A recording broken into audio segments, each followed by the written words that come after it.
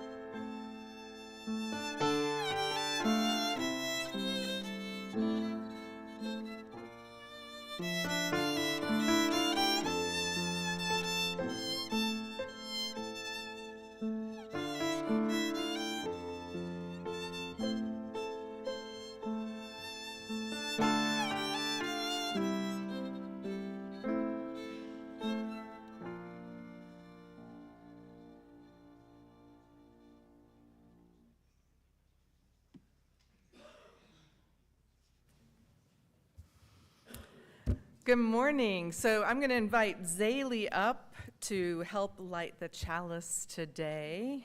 But I am Reverend Audette, and I am a white presenting woman with mid-length red hair, glasses. I'm wearing a black robe with a new stole, which is a gift from our members and friends at Givens, and it was hand-quilted by our beloved Cynthia Tevis. It is a riot of fall colors, and I just want to celebrate the joys of this community as we light the chalice with these words. We call holy that which calls us out beyond all limitations and invites us to become a part of a love that transcends all barriers. May the service we now enter into be an answer to that call. Thanks, Zaylee. And as we begin our service this morning, I want to light a candle in remembrance of all the changes wrought by Helene and in honor of Asheville's celebration of Pride this weekend.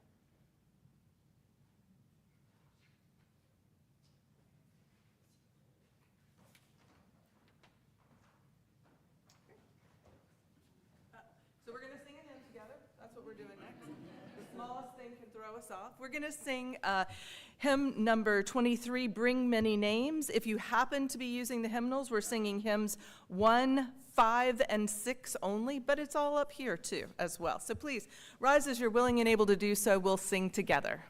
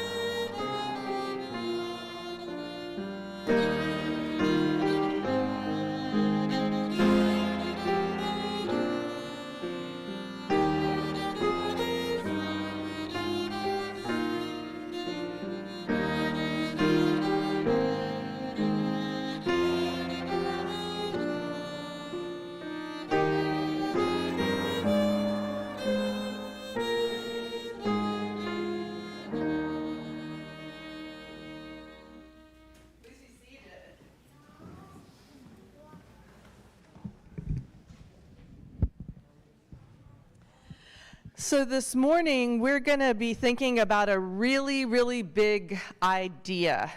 And we've already used the word, but this is the biggest word, even though it's only got 3 letters, that I think that I know. And does anybody have a guess? What's the word? Yet. That's not the word, but it's a great guess. Anyone else have a guess as to what word? What would you think? Why? Ooh, these are some good guesses. I'm feeling them. Not quite there yet. Anyone else? We used it in the song that we just sang. Does anybody have a 3-letter word we might be talking about today? Here in church, congregation. What do you think, Kim? God, you're so right.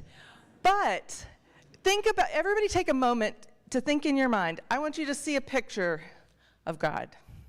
Anyone got a picture? Well, it's interesting, right? Because for some of us, that's very hard, very hard. But for some people, it wasn't as hard. Like throughout history, different religions and different times, people have different ideas about God. Let's look at these right here, like ancient Greece. Can you see these pictures?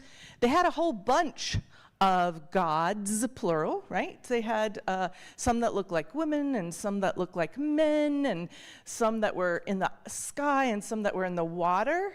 So they didn't just have one, they had a whole bunch. And let's go on to the next one.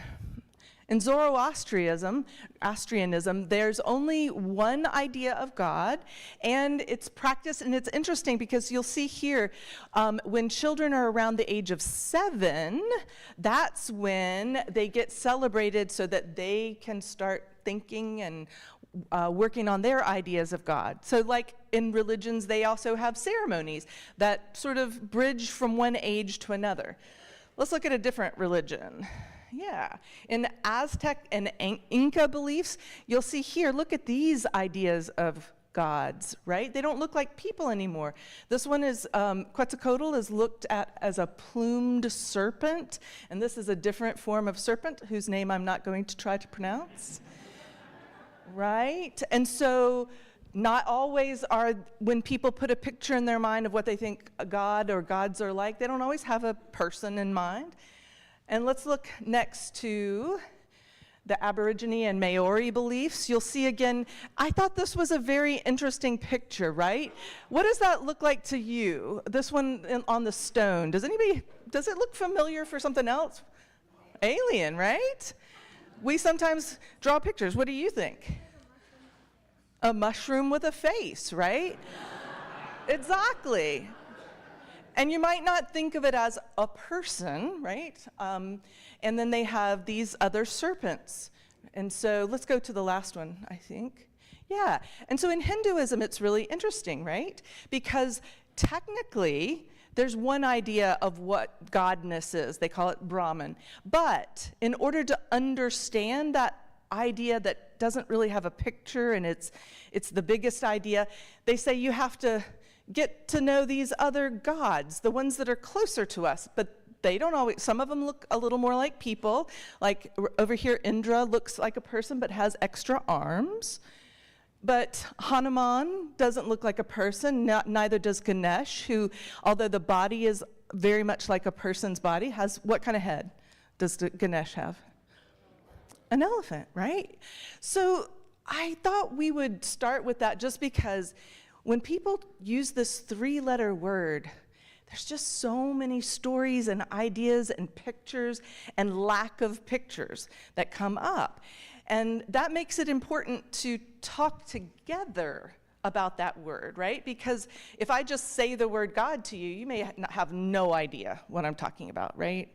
And so we're going to be talking a little bit about that today. But what we're going to do next is we're going to sing to you as you head off to your faith formation classes with your teachers and everyone. If you are new today or you have a new grown-up with you, they should probably go with you to see where to pick you up after the service.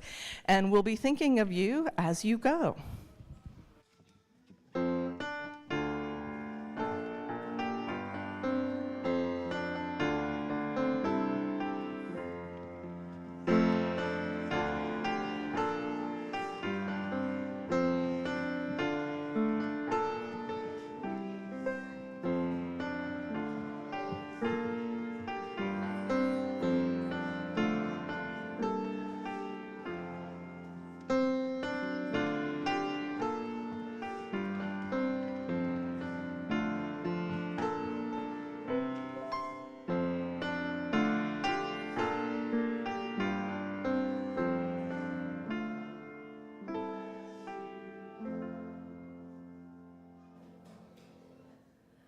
All right, we'll take a moment, let the doors close maybe.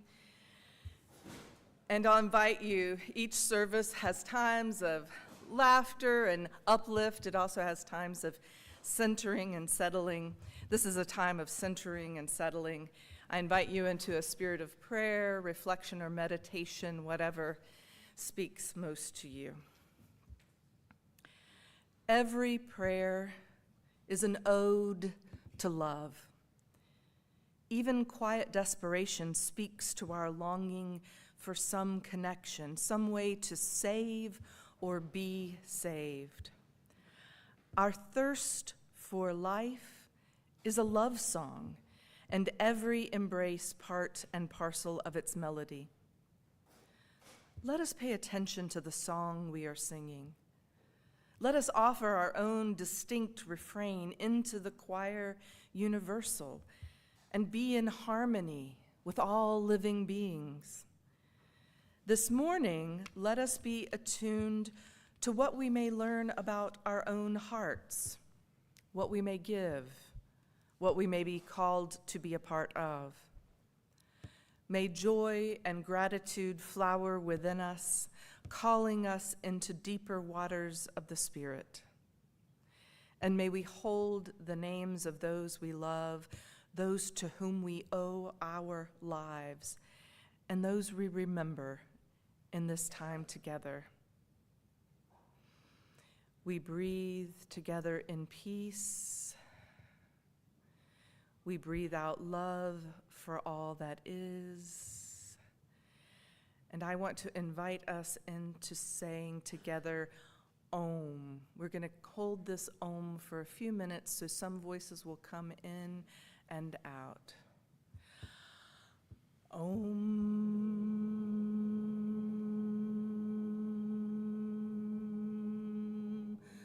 Om.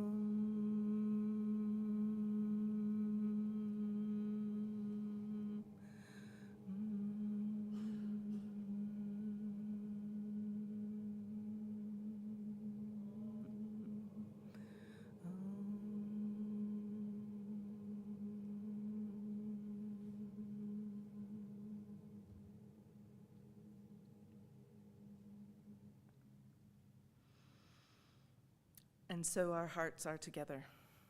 May it be so. So now is the time when we share our joys and concerns with one another through a ritual practice of blessing. Mary is going to come down and sprinkle each vessel with salt. The salt represents those sorrows, the gritty things that can make our lives feel uncomfortable or painful or sad. And in community, we hold those sorrows and that pain. But we also sprinkle flower petals for the blessings, for the gratitude, for the joys that we carry, the celebrations and times of comfort that we offer to each other. And so we invite you, we're going to make this side of the room comes down this way, this side of the room comes down this way. There are vessels with rocks. We invite you to choose a rock to place into your vessels. You'll return to your seats through the middle section. Just a reminder that to make that go more smoothly, you don't need to leave a big gap between the rock collection here and the table. You can come right up next to your neighbor and keep that flow going. And also, if folks are trying to get past you, back to their seats, it's so nice if you just give them a little space to make their way back, and then we don't clog up as quickly in the middle. So now, please join us for our ritual of joys and sorrows.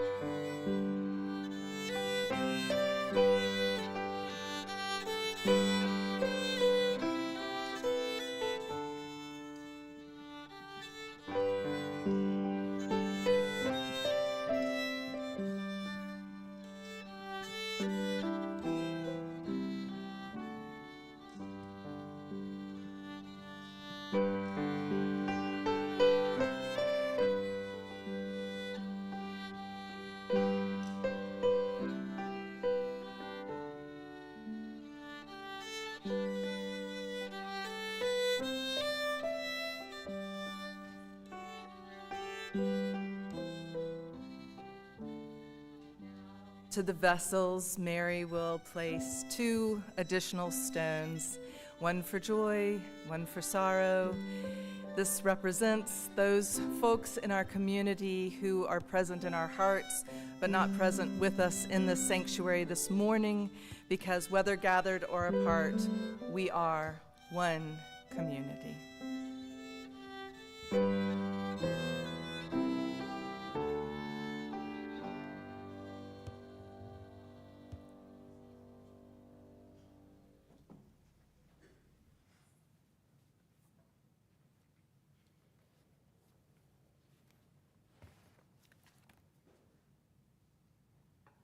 Our reading this morning is from Deepak Chopra, How to Know God. God's most cherished secrets are hidden inside the human skull. Ecstasy, eternal love, grace, and mystery. This doesn't seem possible at first glance. If you take a scalpel to the brain, you will cut into soft gray tissue that doesn't respond to the touch. There are lakes of slow-running water in this quivering terrain and open caves where light never penetrates. You wouldn't suspect a soul is hiding here somewhere, that spirit can find a home in an organ almost as liquid as red blood cells and as mushy as an unripe banana. The landscape of the brain is deceptive. Every burst of light that has blinded every saint in history took place here, in the darkness. Every image of God that was designed in tissue that appears to be a mass of congested nerves. So, to find a window to God, you have to realize that your brain is layered into regions that are ruled by different impulses. The new kingdoms are full of higher thought, poetry, love. The old kingdoms, more primordial. But we evolved to find God. This is what the lightning storm of the brain's endless activity is all about. Almost 100 years ago, a great psychologist and philosopher, William James, declared that human nature contains a will to believe in some higher power. Personally, James didn't know if God existed or whether there was a world beyond this one. He was almost certain that no proof of God could be found. But he felt it would deprive human beings of something profound if belief was stripped away from us. God, it turns out, is not a person. God is a process.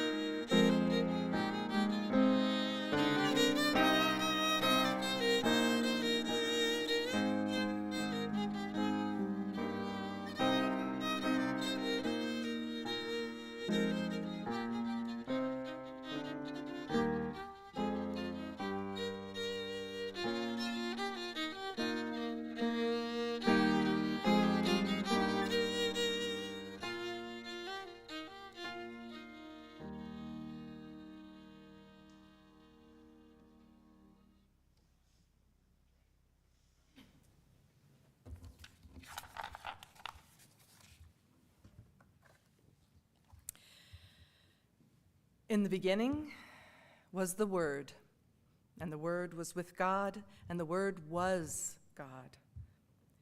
Scholars of language and concepts, those people who research and wonder about how we think, largely embrace the idea that our language determines our thought, and more than just our thought. Language determines our experience to some significant degree.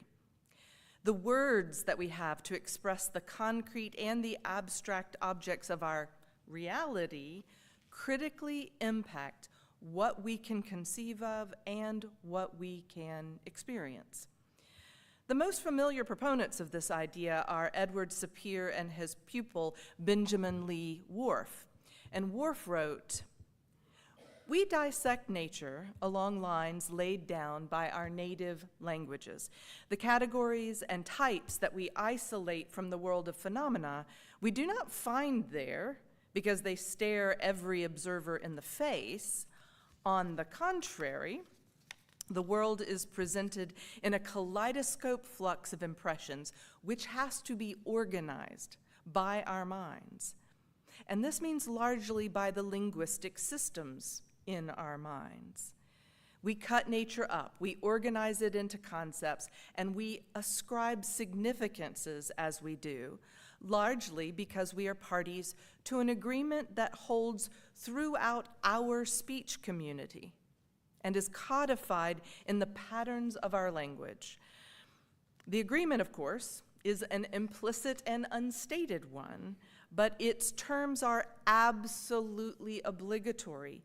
We cannot talk at all except by subscribing to the organization and the classification of data to which the agreement decrees." Byron Shelley put it a little bit differently. God gave us speech, and speech created thought, which is the measure of the universe. Maybe you've heard of the famous example of the literalism of this idea.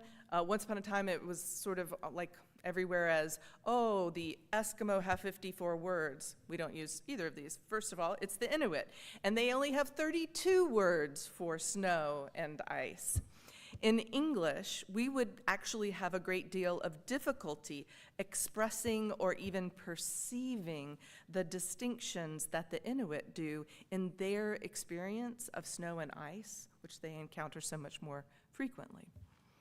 Now, a further pursuit of this would suggest that we humans do have many thoughts which arise, but they seem to escape the bondage of language. We call these unconscious thoughts. Thoughts and ideas can only become conscious through expression, and expression requires language.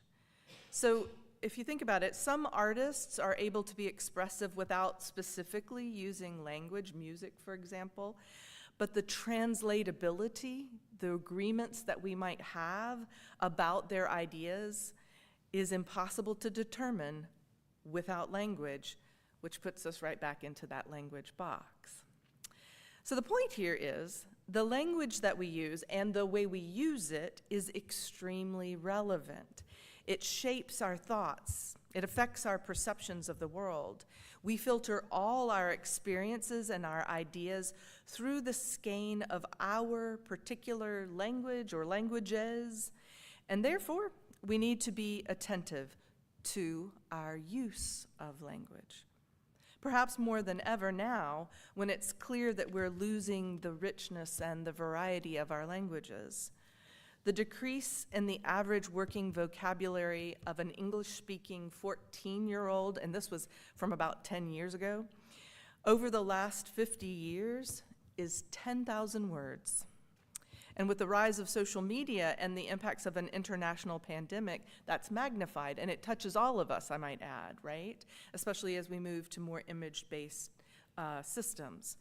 Fewer words means a more impoverished cache from which to uncover, discover, and express meaning and creative thought. Now, for many people, their idea, their concept of the divine or God, it is the most important thing. There's nothing more important than the God of their understanding. Therefore, our understandings about God, whatever they may be or they may not be, they carry weight. Indeed, it's often the case that the language used to express a concept of God is the specific mechanism which drives people away from the idea of God. The shape of our God can only be shared between human beings by means of language. So the words we use and the way we think on this subject, they really do make a profound difference. So I don't know if you know this, but I spent a good chunk of my early life as an atheist. I was what you might call a fundamentalist atheist. In fact, all atheism is a fundamentalism because atheism means I know there is no God. I know it. I believe there is no God. And I had my troubles with the simplistic and overbearing Christianity of my hometown. I'm from South Carolina. And when you put that alongside my own very immature understandings about religion, it did not go well together. So I rejected the notion of God, and I wasn't satisfied to let that just be my opinion. I thought anyone who believed in God was deluded as sheep, they were ignorant. I was ready to argue against the existence of God because I was pretty mad at that old white guy in the sky. You probably have seen him, right? On the Sistine Chapel, right? Reaching out a hand to that young white guy. The one, these people always watching me when I'm in bed or the bathroom, waiting to punish me.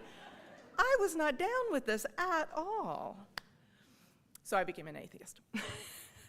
In college, though, I had the good fortune to come across Margot Adler's Drawing Down the Moon, which is still a wonderful compilation of the pagan movement in the United States.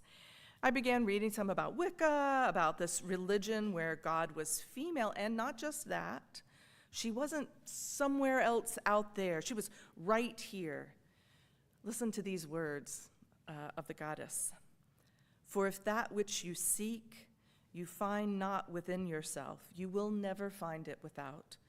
For behold, I have been with you since the beginning, and I am that which is attained at the end of desire.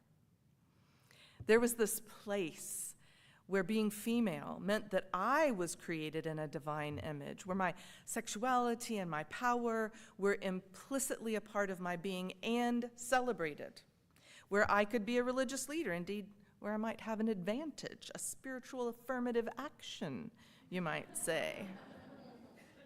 And so for me, that's what it was. It was just a way back toward concepts of the divine that did not alienate me immediately, that didn't insist that I was innately bad, that gave me a way to see the ineffable as not just having just a feminine aspect, but a masculine one that I could actually appreciate, maybe draw close to. And that simple shift, that softening, that was what allowed me to develop faith. It allowed me to do what Houston Smith says he has always done, which is look at the world's religion and celebrate the beauty and the power and the richness within each. It also meant that the moments of transcendence and grace that come upon many of us from time to time, they resonated on new levels, ways they couldn't have in the past. And of course, there were many paths to follow the divine feminine, right?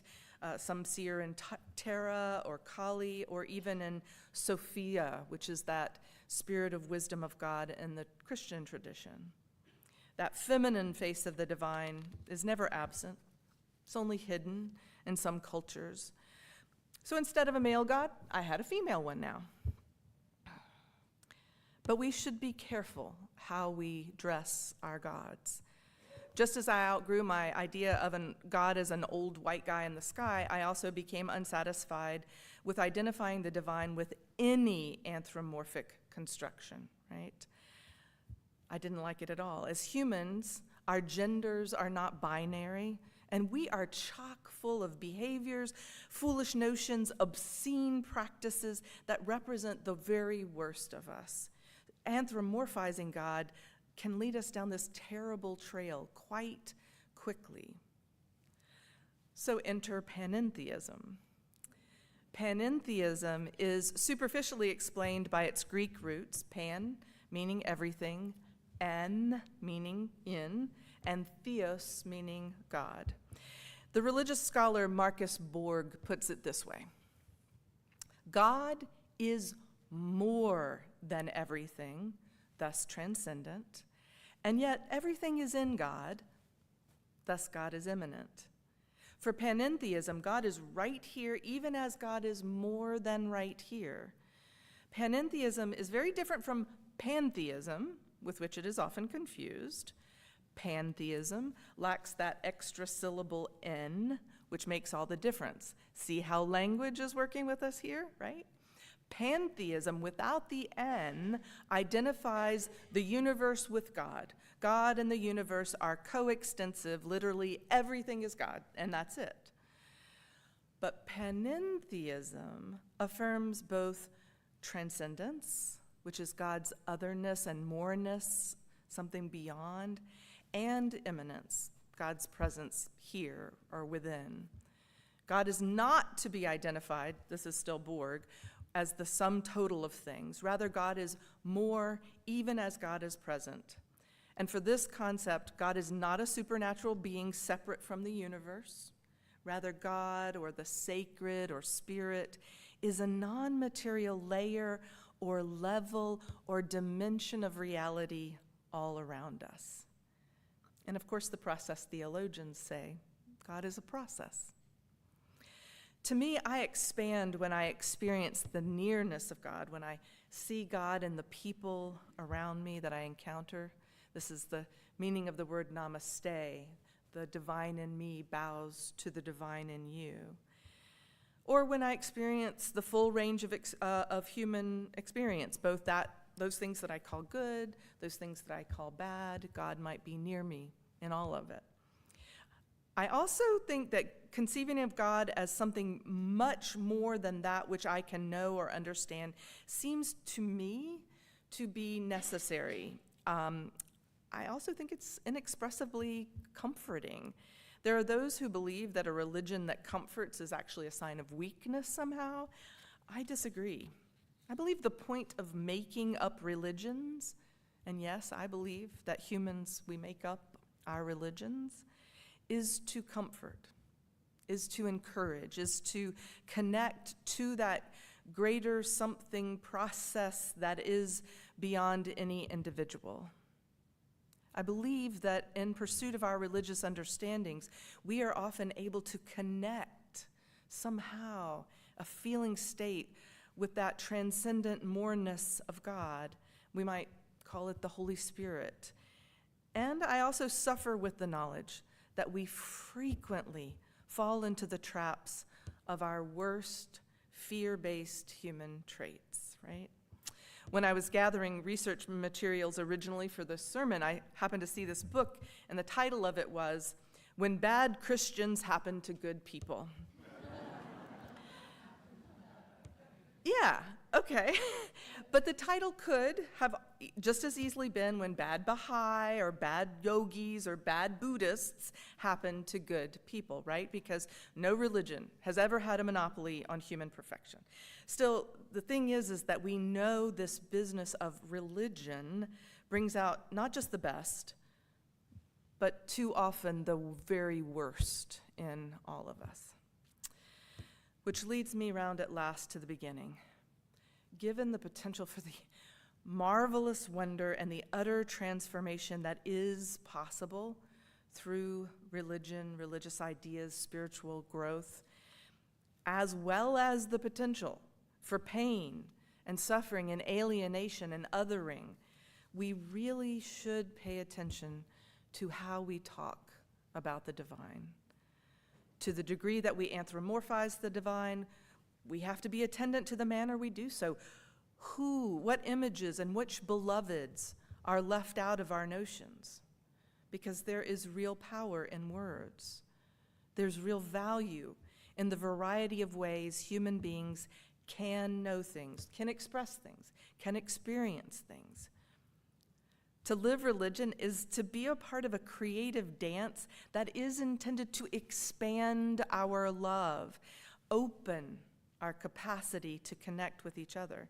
That's actually why we call Unitarian Universalism a living tradition. We change. We're open to new ways of understanding ourselves, our connections to each other, of living and being in the world around us, and even, yes, that something, that moreness, that godness that is greater than any of us. So in closing, I just want to invite you to take a moment to contemplate these words that are frequently attributed to the Buddha. They've resonated for generations because just in a few words, they capture so much of what we're trying to say here in this service. The thought manifests as the word. The word manifests as the deed. The deed develops into habit, and habit hardens into character. So watch the thought and its ways with care, and let it spring from love, born out of a compassion for all beings. Namaste.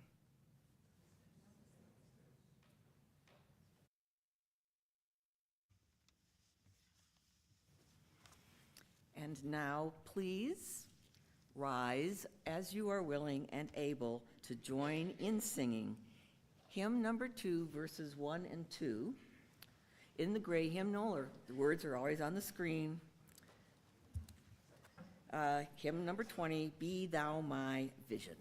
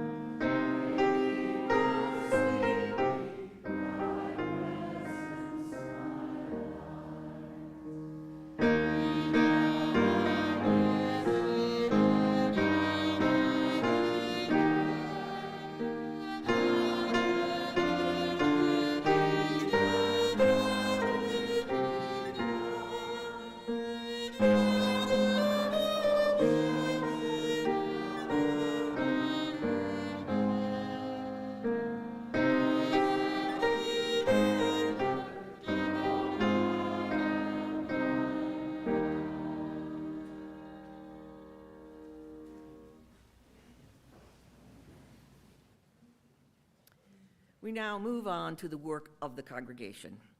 First of all, we always like to invite our visitors today to stand and introduce yourselves. We want to know you, who you are, get to know you better, which we'll do during the coffee hour after the service. Please wait for an usher. We have 2 with microphones, and if you would stand, wait for a microphone and just tell us your name and where you're visiting from. It'd be great. A brave soul. Good morning. My name is Laura Lawfer. I live in Webster, and I'll be moving to Asheville in the next month. Great. Welcome.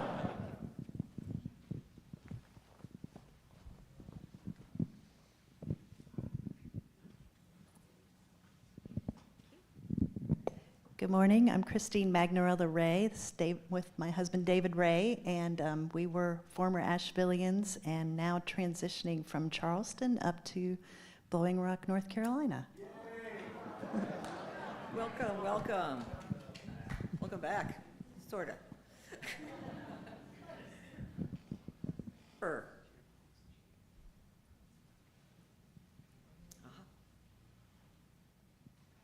One more, 2 more? That's it? All right. Thank you all. Great to have you visitors. And next, we want everyone to greet Trevor, our amazing connections coordinator. Wave at Trevor, yay. Great, Trevor. He'd love to meet you after the service as well, especially if you have any questions. There is a welcome table, literally a table, as soon as you enter Sandberg Hall, and you can chat and get more information about us. And this is a particularly fine Sunday to be here seeking more information because we are having an opportunity fair in Sandberg Hall, inviting people to become involved in the many activities that we have going on amongst us, sponsored by us. So wander around, talk to Trevor, talk to whomever. That's that. Okay. Our announcements have already run as slides at the beginning of each service. If you missed them today, refer to our website for last Thursday's weekly e-news. Everything is there. And if you don't receive the e-news, simply email us information@uuasheville.org, not hard, and request to be put on the mailing list. Our community plate recipient this month is Swannanoa Communities Together. Our offering this morning will be split with this partner organization unless you intend your gift to be applied to your pledge, in which case, please, use an envelope in the pew in front of you, and you can also donate online. The work and ministries of this congregation are supported 100% by the financial generosity of our members and friends. Every Sunday, we celebrate this generosity with music and thank yous. You make us possible, and we thank every one of you for that. Today's offering will now be received.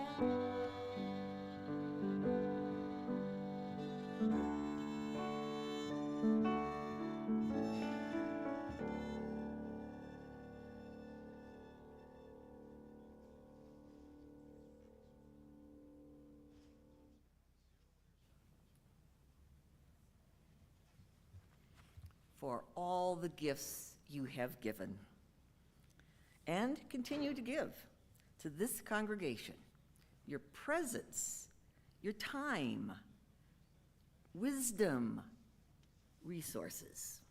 We are so very grateful. And speaking of grateful, thank you, Brett and Daron, for your beautiful music this morning.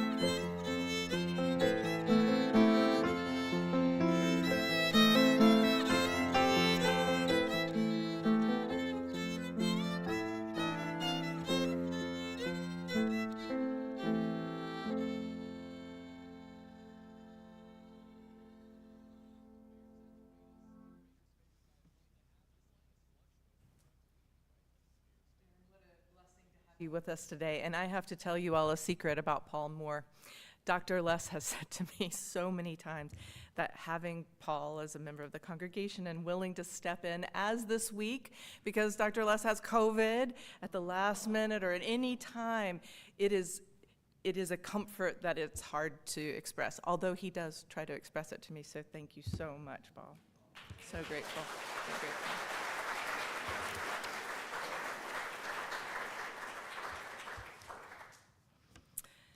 And now in our going, may God bless us and keep us. May the light of God shine upon us and out from within us and be gracious unto us and grant us peace. For this is the day we are given. Let us rejoice and be glad in it. And let us sing together. Come.